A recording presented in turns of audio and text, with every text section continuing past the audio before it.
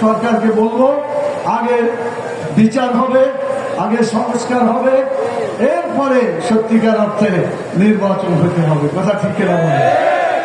Election রিফরমেশনের আগে election হবে না এবং বিচারের আগে নির্বাচন হবে না, এটা আমরা জোর গলায় বলতে চাই। দেশের জনগণ আসলে নির্বাচন চাই, জানতার নির্বাচন আমরা চাই না।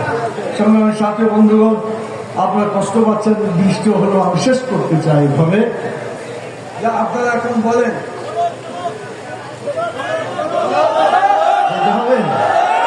আচ্ছা ঠিক আছে, এক কথা বলে শেষ করি, সময় দরকার নাই। আমরা দেশে কোরআনের আইন চাই। কি আইন চাই? বলেন কি আইন চাই? এই কোরআনের আইন চালু হলে দেশে শান্তি হবে। কথা ঠিক কিনা? অতীতে প্রমাণিত কোরআনের আইন ছাড়া শান্তি হবে না। সেজন্য আল্লাহর আইন চাই, সৎ লোকে শাসন চাই। আল্লাহর আইনও দরকার আছে, ভালো লোকও দরকার আছে। কথা ঠিক কিনা? যাকে তাকে দিয়ে ভালো লোক নির্বাচন হয় না, সেজন্য পরীক্ষিত লোকদের দিয়ে নির্বাচন করতে হবে।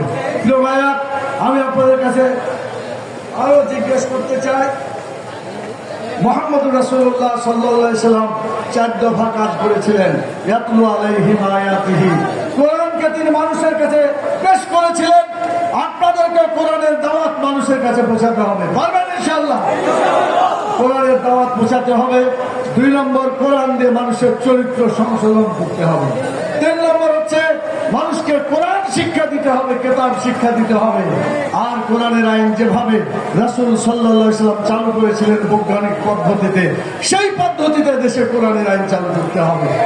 সংগ্রামী ভাই ও বন্ধুগণ, আমি আপনাদের কাছে বলতে চাই, বাংলাদেশ জামাত ইসলামী ইসলামী ছাত্র শিবির আজকে অর্ধশত বছর হয়ে যাচ্ছে দেশে কোরআনের আইন চালু করার জন্য মানুষ তৈরি করার কাজ হচ্ছে। আপনারা বলেন, ইসলামী ছাত্র শিবির বা জামাত ইসলামীর লোকেরা বিড়ি খায়? যারা বলেন বিড়ি খায়, এরা কোনো অন্যায় কাজের সাথে জড়িত আপনারা দেখতে পান? সৎ লোক তৈরি করার জন্য চেষ্টা আমরা করছি, এতদিন ধরে সৎ লোক তৈরি করেছি। এই সৎ লোকগুলো যদি জাতীয় সংসদে যেতে পারে, বলেন কোরআনের আইন চালু হবে না? হবে না ইনশাআল্লাহ। সেজন্য আপনারা সেই কাজগুলো করবেন। 2 নম্বর, আপনাদের প্রতি অনুরোধ, কোরআন নিজে পড়বেন, নিজের পরিবারকে পড়াবেন, ছেলে মেয়েকে পড়াবেন। কোরআনের শিক্ষা গোটা বাংলাদেশের টেকনাফ থেকে তেতুলিয়া পর্যন্ত সকলের ঘরে ঘরে কোরআনের আওয়াজ তুলতে হবে। পারবেন ইনশাআল্লাহ? কিশোরগঞ্জের প্রতিটি ঘরে এই দাওয়াত আপনাদেরকে পৌঁছাতে হবে। কোরআন থেকে যারা দূরে থাকবে, 2টা শাস্তি আল্লাহ তাআলা বলেছেন সূরা তোহার 124 নম্বর আয়াতে। কত নম্বর আয়াতে? 124 সূরা তোহা। আল্লাহ বলছেন, ওমান আরাজা আন যিকরি ফাইন্না লাহু মাইশাতান জানকা, যারা কোরআন থেকে বিচ্ছিন্ন থাকবে তাদের জীবনে অশান্তি নেমে আসবে। আপনারা কি জীবনে অশান্তি চান? আপনি কোরআন পড়বেন, জীবনে শান্তি চলে আসবে। 2 নম্বরে বলা হয়েছে, ওয়ানাহশুরুহু ইয়াওমাল কিয়ামাতি আমা, কিয়ামতের দিনে এই লোকগুলা অন্ধ অবস্থায় উঠবে। তারা বলবে, লিমা হাসাবতানি আমা, আল্লাহ কেন আমাকে অন্ধ করা হলো? ওয়াকাদ কুনতু বাসীরা, আমার চোখ ছিল, আমি দুনিয়াতে দেখতে পেতাম, আজকে অন্ধ কেন হয়ে গেলাম? আল্লাহ তাআলা বললেন, তোমাকে আমি আয়াত দিয়েছিলাম, এই আয়াত তুমি দেখো নাই, এই আয়াত তুমি ভুলে গিয়েছিলে, যার ফলে আজকে আমি তোমাকে ভুলে গেছি। আমি আপনাদের কিশোরগঞ্জের ভাইরা যারা এখানে উপস্থিত হয়েছেন, এই কোরআনের সবক, কোরআনের শিক্ষা এখন থেকে প্রতিদিন নিজের বাড়ির সদস্য সহ প্রতিবেশীদের মাঝে কোরআনের এই আদর্শ, কোরআনের শিক্ষা চালু করবেন। রাজি আছেন? চোখ বাঁচাইতে রাজি আছেন? যারা আছেন হাত তুলে আল্লাহকে দেখান। আমরা চোখ রাখতে চাই, কোরআনের পক্ষে আমরা কাজ করতে চাই। সংগ্রামী ভাই বন্ধুগণ, আমি আমার কথাকে এখানেই শেষ করছি।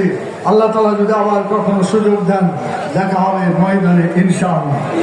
আল্লাহ তাআলা আমাদের সবাইকে আমাদের গুনাহখানাগুলো মাফ করে দিয়ে কাল কিয়ামতে একই সাথে জান্নাতুল ফেরদাউসে থাকার জায়গা করে দিন, বলেন আল্লাহুম্মা আমিন।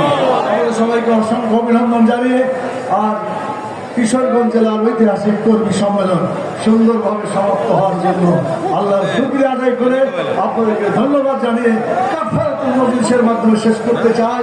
যে দোয়াটি বললে পারে গুনাহ মাফ হয়ে যাবে। পড়েন সবাই, সুবহানাকা আল্লাহুম্মা ওয়া বিহামদিকা আশহাদু আল্লা ইলাহা ইল্লা আনতা আস্তাগফিরুকা ওয়া আতুবু ইলাইকা।